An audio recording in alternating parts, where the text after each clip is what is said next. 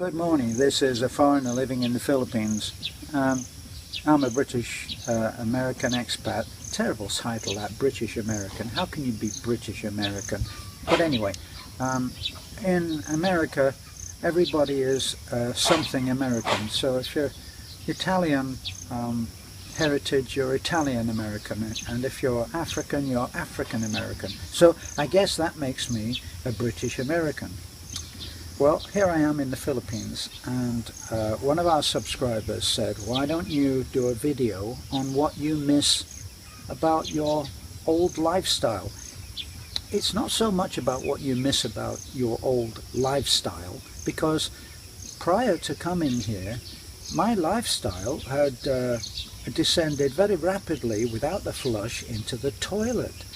I lost my marriage. I lost my house. I was bankrupt. I was living in a warehouse.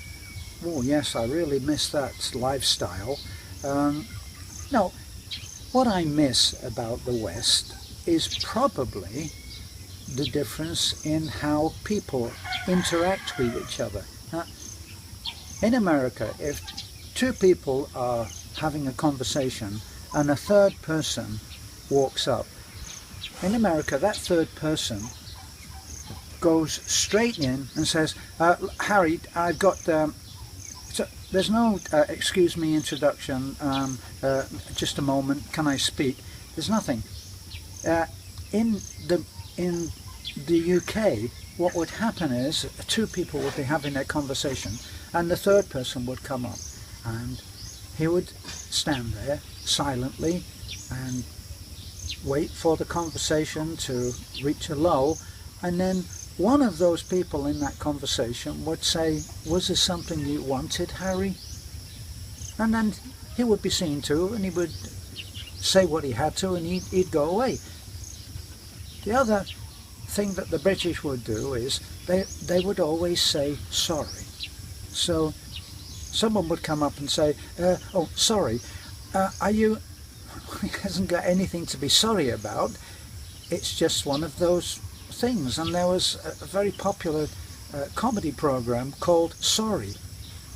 So in a way, one of the things that I miss most is the humour, because in the UK they'll have an eloquent way of saying something which borders on sarcasm. I always used to think of sarcasm as being a rather brutal form of humour, but actually it doesn't have to be that way. I think I may have given this example once before, but if I get up in the morning and I see that everybody's gone straight from bed, wash, and now they're working in the garden feeding chickens and turkeys and trying to catch piglets, and there's no sign of breakfast.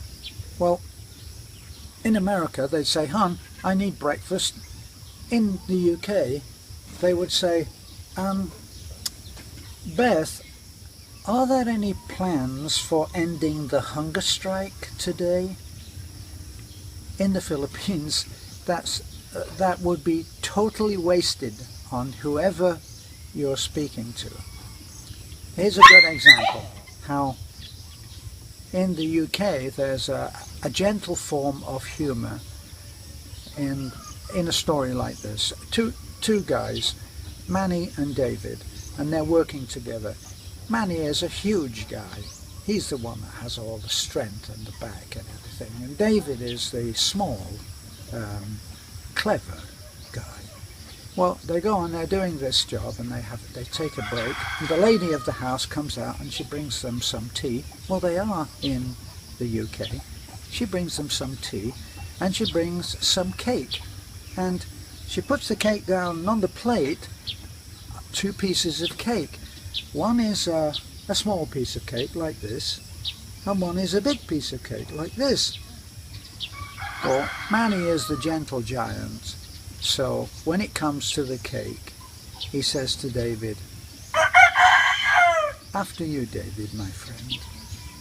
So David goes in, takes the big piece of cake, And Manny was really put out by this. He said, you know, that doesn't seem very nice to me. I mean, I was polite. I offered you the choice of the 2 pieces of cake. You went in and took the big piece.